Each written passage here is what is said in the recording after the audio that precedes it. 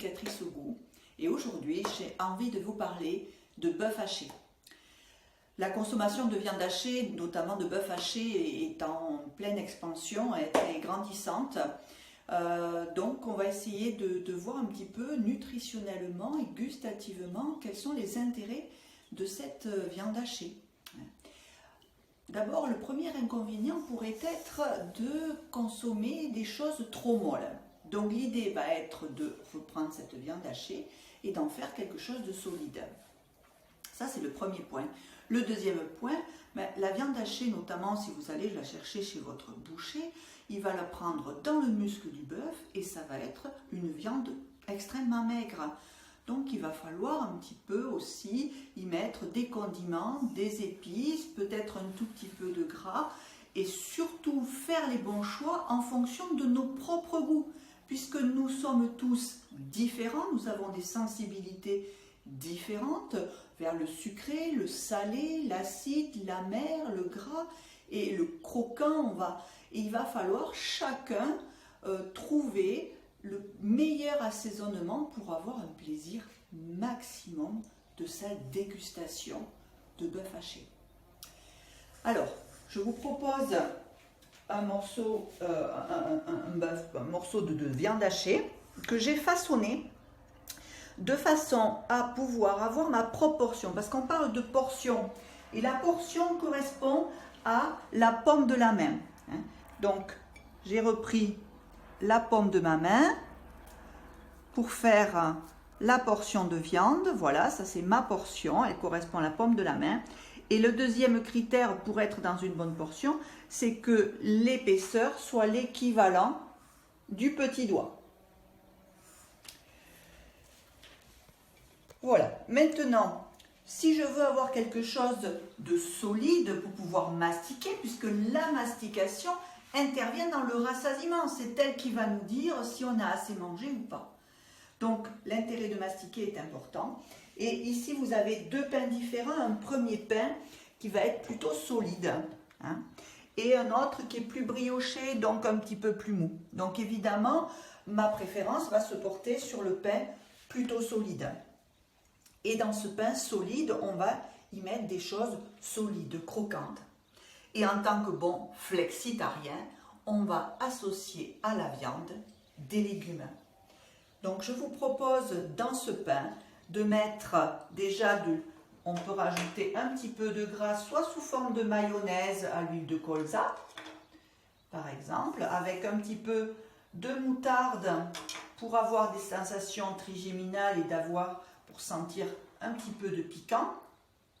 Voilà. Ensuite, on va rajouter les légumes, donc notamment le concombre, pour avoir le croquant. Très important, la vue. Le visuel est essentiel. Donc il faut que mon hamburger soit beau. Et je vais rajouter de la tomate pour avoir de la couleur. Et il va falloir assaisonner. Je vais assaisonner ma viande avec un petit peu de poivre, un petit peu de piment d'Espelette. Je vais rajouter un peu de sauce de soja, ça va saler.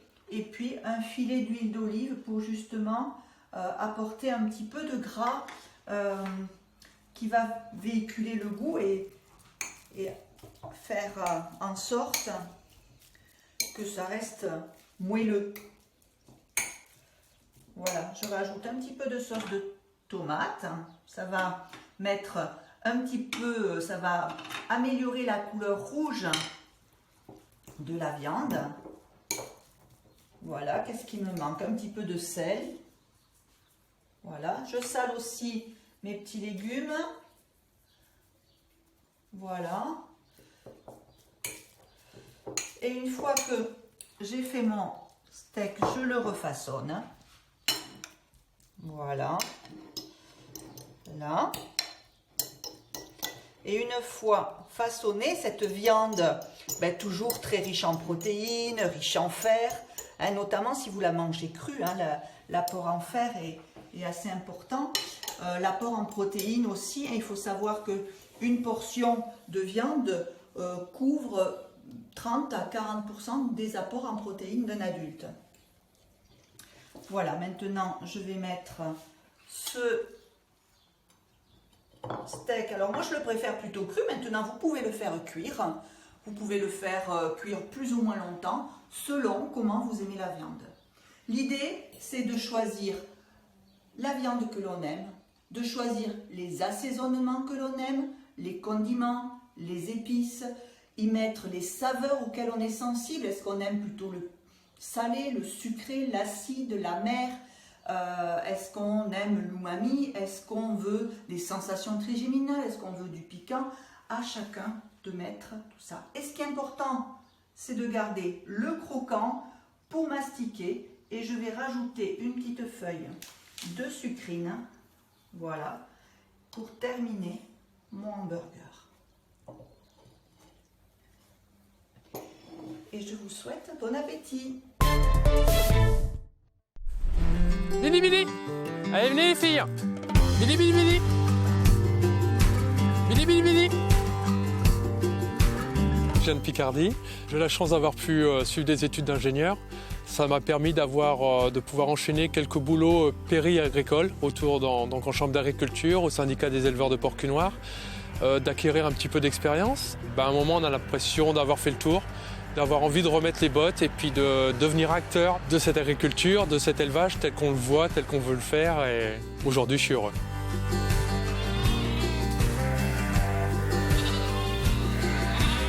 C'est un métier où est-ce qu'il faut absolument être passionné. D'où ça vient, je suis incapable de le dire. Je le sentais déjà un petit peu vibrer en moi avec les vaches laitières des parents. Je voulais aller un peu plus loin dans l'élevage. C'est peut-être certainement pour ça aussi que je suis arrivé en Limousin. C'est un métier où on est fier de ce qu'on fait.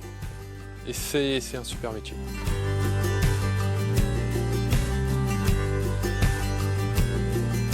Allez, salut les filles. J'élève 400 brebis et 80 vaches limousines. Donc j'ai fait le choix d'avoir les deux productions parce qu'il y a une certaine complémentarité. Déjà, ça me permet de mutualiser parfois sur le matériel et également sur le parcellaire, puisque l'hiver, je rentre l'ensemble des vaches en stabulation et ça me permet de faire passer les brebis sur ces parcelles-là. Nous sommes sur une exploitation de 180 hectares où l'ensemble des cultures sont destinées à l'alimentation des animaux. Je leur mets à disposition suffisamment de surface et ce qu'il faut pour leur alimentation. Et à partir de là, à chaque fois que je vais les voir, ils ont la banane. Donc je me dis qu'il y a le bien-être animal, il n'y a pas de problème. Le baronnet est une viande d'exception parce que une alimentation saine, un bien-être animal au top, un environnement super. Il y a tout ce qu'il faut pour que la viande soit excellente.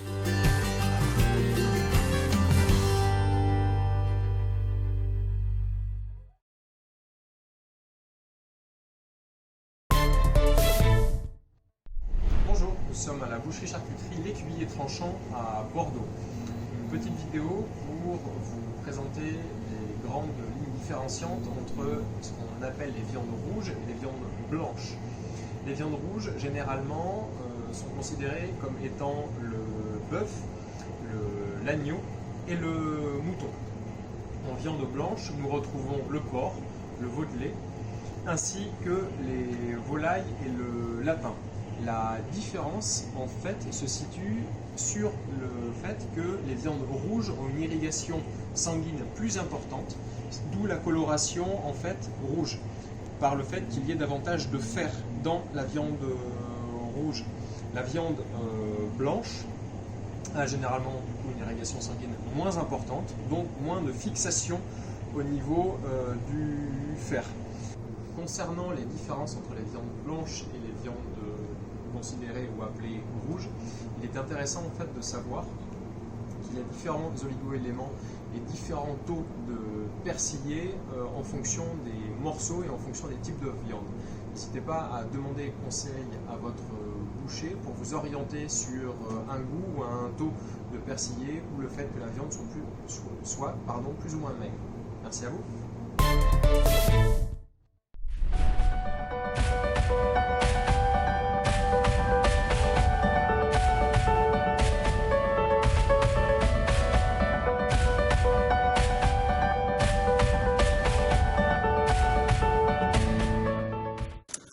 Je suis Emma Bonnet, je suis productrice de fromage de chèvre fermier dans le Marais Poitevin à l'ouest de la France.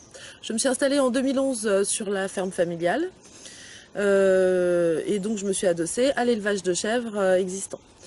Nous avons alors commencé à développer des produits régionaux, traditionnels, comme le mottet sur feuille. Mes parents se sont installés au début des années 80 et ont alors développé l'élevage de chèvres, mais sans transformer le lait. Et donc en 2011, la production de fromage de chèvre fermier a commencé dans notre ferme avec mon installation.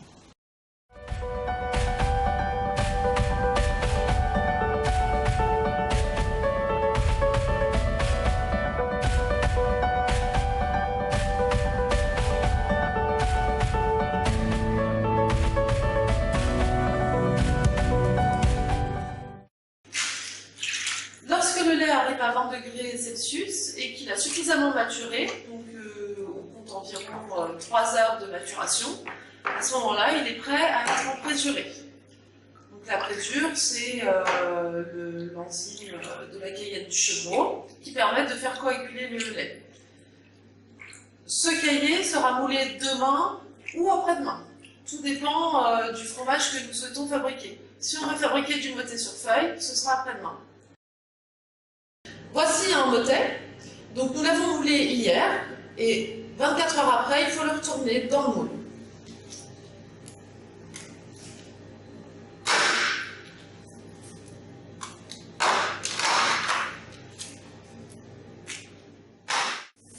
Le salage chez nous se fait assez tardivement. Habituellement, en fromagerie fermière, on sale le fromage dans le moule au retournement puis au démoulage. Chez nous, nous attendons que le fromage soit couvert de géotrichum afin de favoriser sa pousse pour éviter toutes les fleurs indésirables.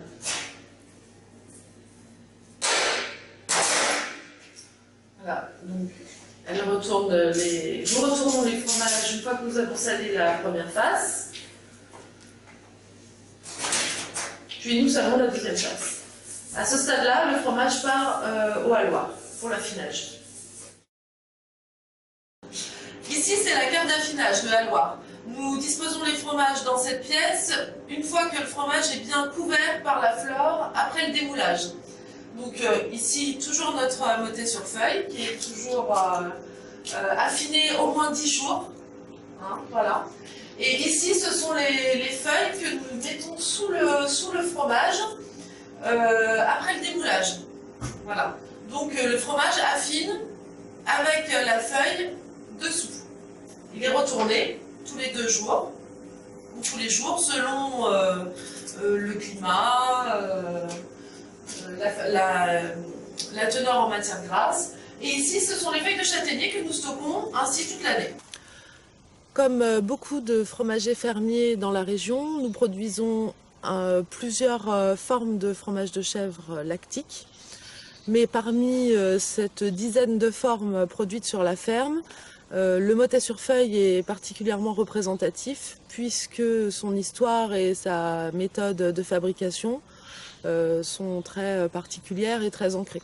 Par exemple, le mottet sur feuille ici, on utilise un cahier de 48 heures, on pose la feuille quand il est très jeune. Et donc cette feuille permet de donner la typicité de goût et de texture au fromage.